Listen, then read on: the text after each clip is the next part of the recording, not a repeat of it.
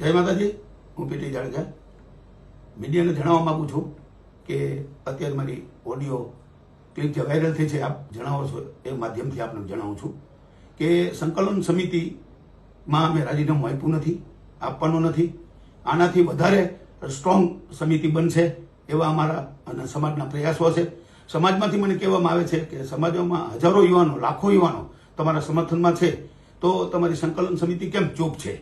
એ મારી નારાજગી હતી. એમ મેં નારાજગી વ્યક્ત કરી. મેં રાજીનામું આપી દીધું એવું નથી કીધું, આપી દઈશ એવું કીધું.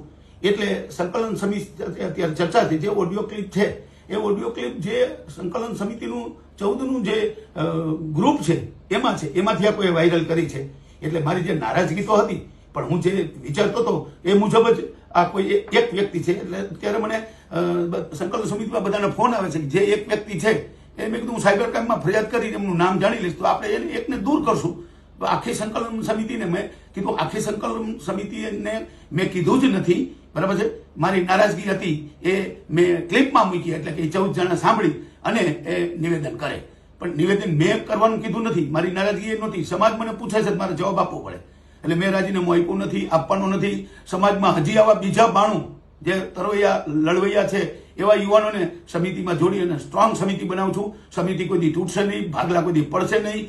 જેને જે કરવું એ કરે, બરાબર છે. પણ હું આ સમિતિને હવે ક્યારેય મૂકવાનો નથી.